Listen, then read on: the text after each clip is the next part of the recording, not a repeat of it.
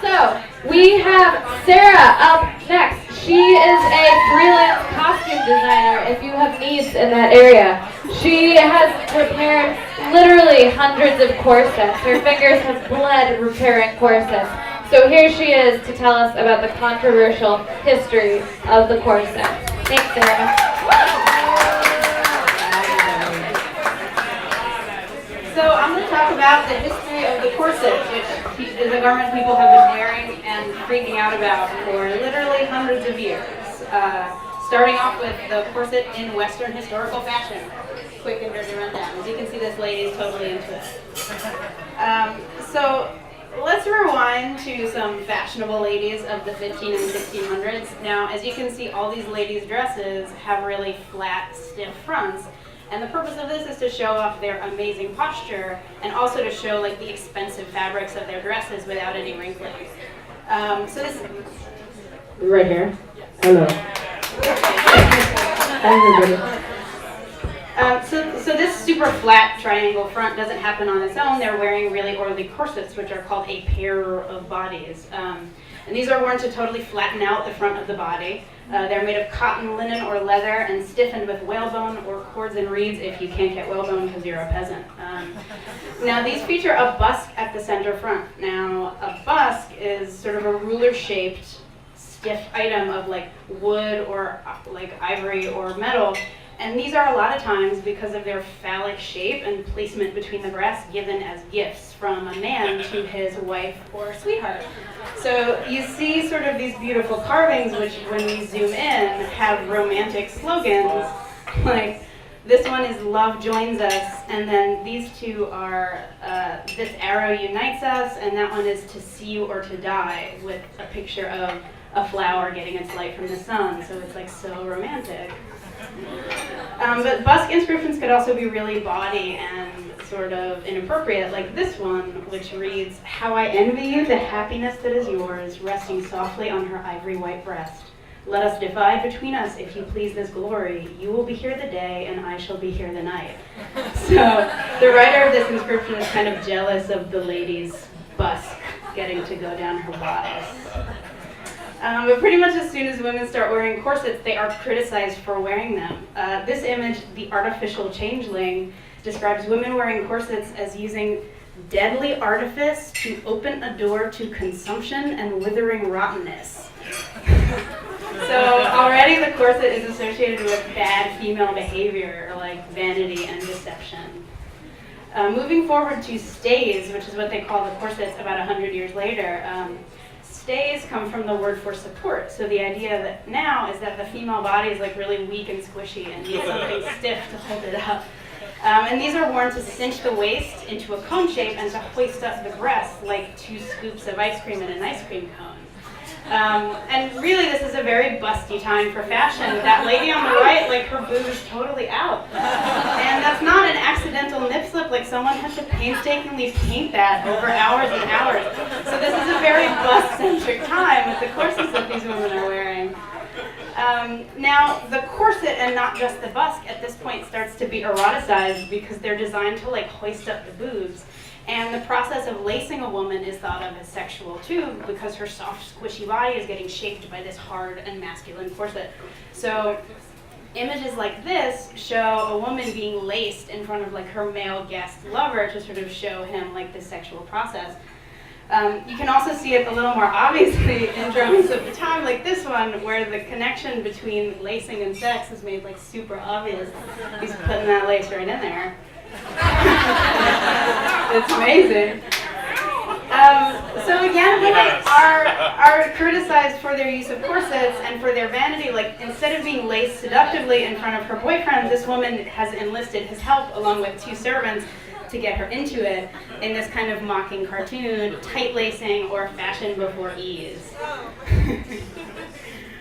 So moving forward, things get really funky and crazy with these sort of bust bodices and proto-bras and non-corsets. And these turn up because fashion takes this really crazy turn with the French Revolution, where like the waistline moves up to under the bust and the dresses are really filmy and transparent, and like this woman is like wearing a nightgown and you can see like all of her business. So The scandal here is that women are not wearing corsets, and they're relentlessly mocked in cartoons of the day, like this one, Parisian ladies in their winter dress for 1800, where you can see like all of their everything. Most women are going commando, and some of them are even sprinkling themselves with water to make their white dresses even more transparent. This stuff goes out of fashion really quickly, and it's soon thought of as like a lapse in decency that's really embarrassing that happened because of the French Revolution. So with a return to decency comes the Victorian corset. Now these are the corsets that we most often associate with the word, and these are sort of shaped for an hourglass figure, lifting the bust and narrowing the waist and really controlling the whole female torso.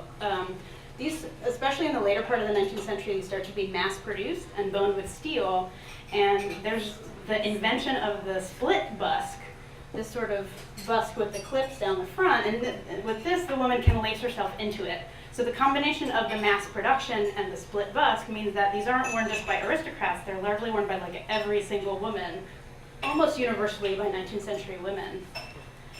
So the Victorian corset really represents like decent and respectable sexuality, as seen in this corset ad, where this sort of plain woman gets this new amazing corset, and then it's so nice that all the guys are looking at her and like, look how sexy she looks with her new sexy body, and then the happy result, which is marriage and presumably like decent, respectable married sex, which is amazing.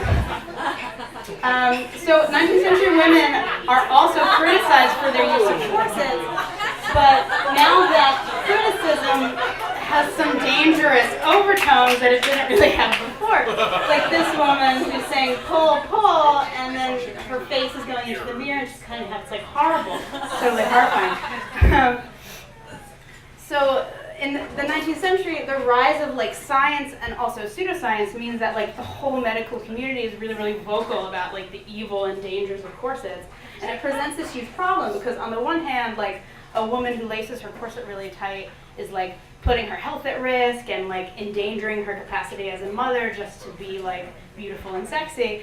But on the other hand, corsets are now really considered necessary for a respectable appearance. So it's this giant catch-22, and it's called the corset question. And it is like all over books and magazines and letter writing campaigns of the day, and like everyone has something to say about it. It's this huge raging controversy. But even that, and even this like health scare, isn't what finally gets rid of the corset. It's just fashion that does that. Between 1909 and 1921, the fashionable silhouette changes really rapidly from an hourglass to like a really straight kind of flapper-esque look. And with that change, corsets change too. The corset gets longer and moves lower, and it starts cinching the hips instead of the waist. And elastic is invented at this point, and the corset starts to get eclipsed by the girdle. Now, it's at this point that the corset starts being viewed as like a corrective device for overweight or aging women. So you can see all these ads for like older stout ladies, and they're corsets that will promise to like cinch them in, whereas youthful or slender ladies are largely not wearing them. And that represents the end of the corset's use as an everyday fashionable garment. Like no one wants to wear them because they're associated with like ladies who are not considered so beautiful. And pretty much immediately, as soon as women stop wearing corsets, the corset is thought of as this like barbaric relic of an earlier past. Which brings us to number 2, corset myths, about which people really went totally nuts about the corset. See, here it's like death is lacing the burden, everything that's going on. It's like really extreme.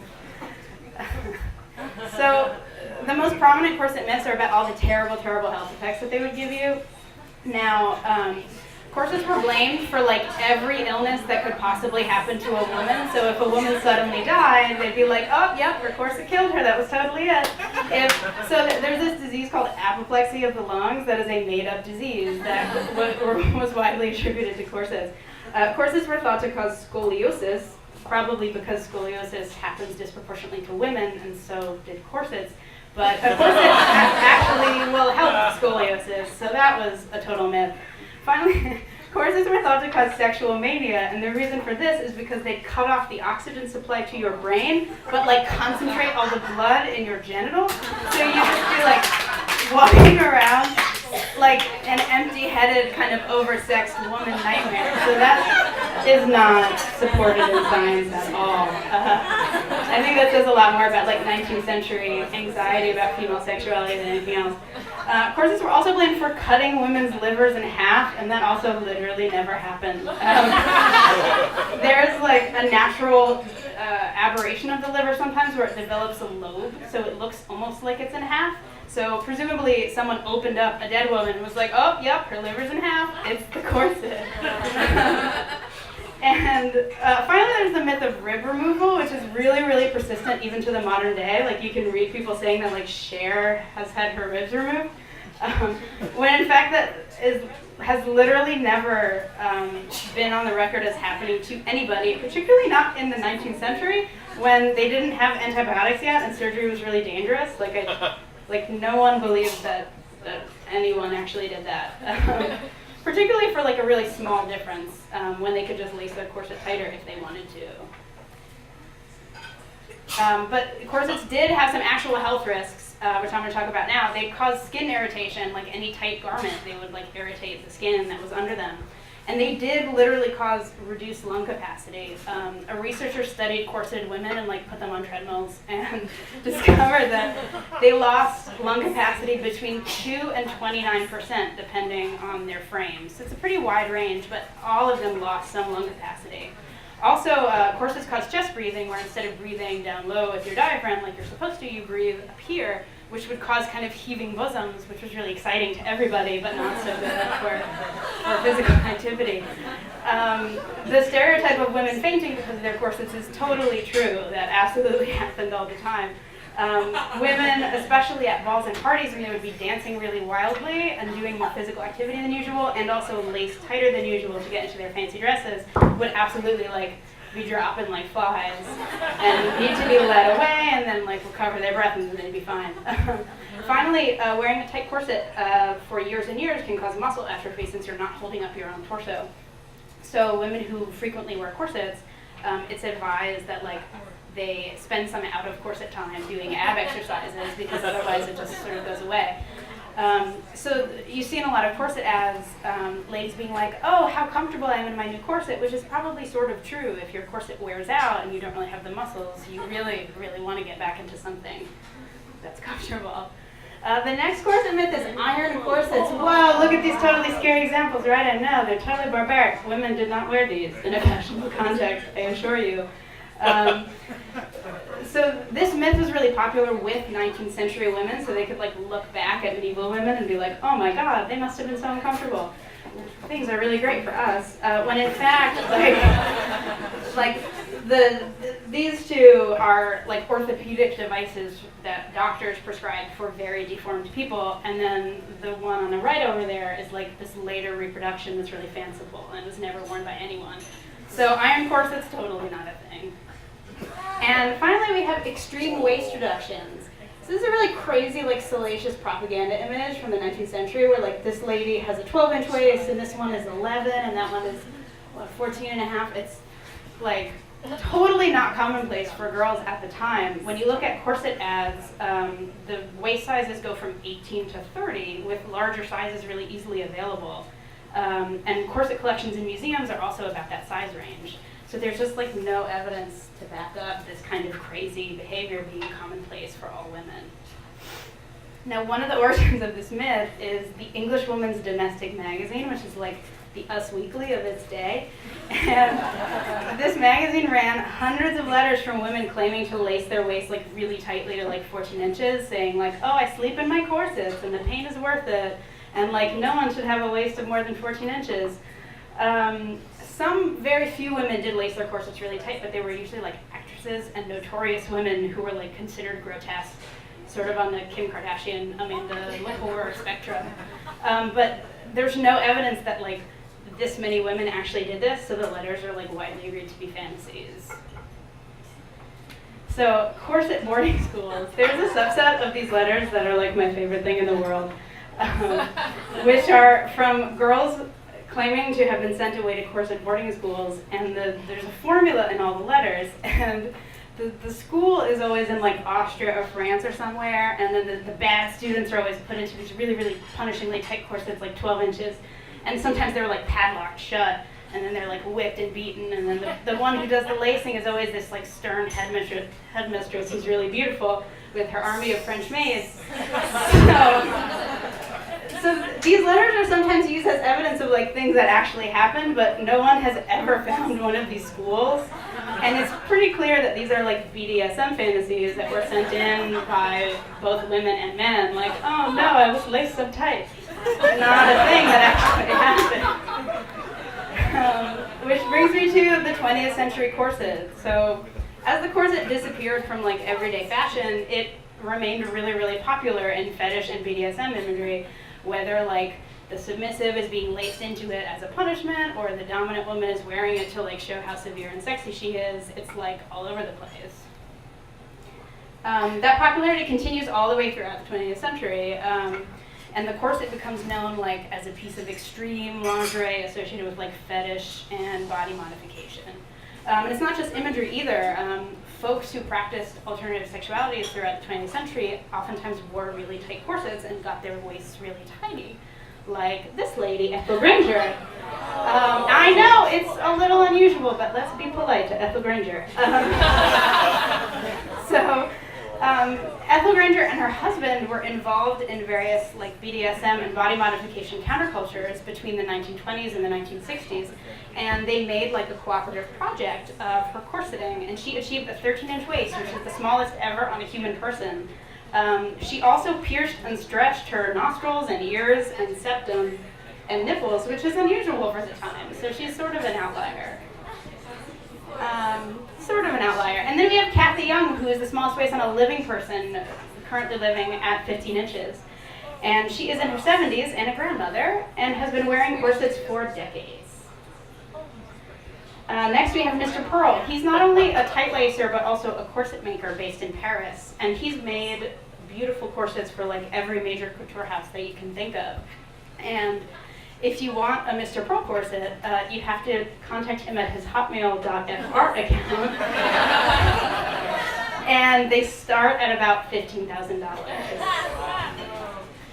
But you don't have to like spend 15G or tight lace for decades to wear a corset. As the corset shifted from like universal fashionable wear to like this specialty fetish item, it's also switched from a specialty fetish item to just one of many lingerie options that are available to everybody. Maybe it has a historical twist, but they're widely available now in the mainstream. So if you want to go out and buy a corset, you have like literally hundreds of options. You can get something in leather from Lovesick Corrective Apparel, not a joke, an actual retailer. Or like something really bespoke and beautiful from Angela Friedman, or like something totally mainstream and kind of plasticky from Victoria's Secret. But if you want to check out a corset, you totally can, and then take it off, and then not wear it. That is up to you. And that's it. Do you guys have any questions about corsets? Yes. Please tell me you emailed Mr. Pearl. I did not email Mr. Pearl. I do not have $15,000.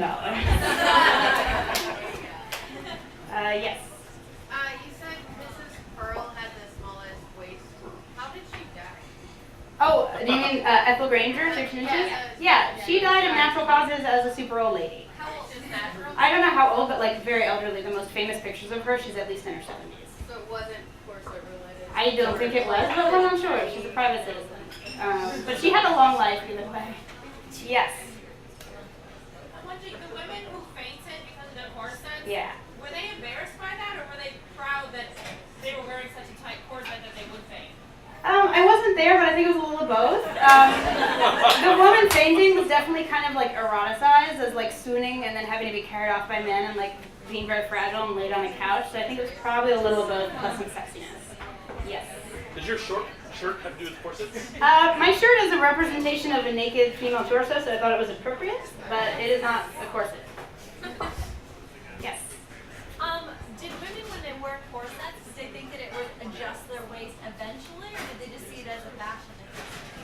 I think they thought it was like, back in the day, it was considered like necessary to look okay in your clothes. Like even a slender woman who wasn't wearing a corset would think that she looked really awkward. So it wasn't like if I wear this for months at a time, my waist will slowly get smaller. No, not really. And even the women who like tight lace for many, many decades, when they take off the corset, their waist expands. So it's really only when you're wearing it that it has an effect on the circumference. Not effective as a weight loss aid, as it turns out. You just take it off and put it back on. Yes? Did corsets falling out of general ladies-wear in the 19th century lead to a decline in the smelling salts market? I am not a smelling salts expert, but I'm going to go ahead and say probably, yeah. Anything else? Okay, great. I think that's it.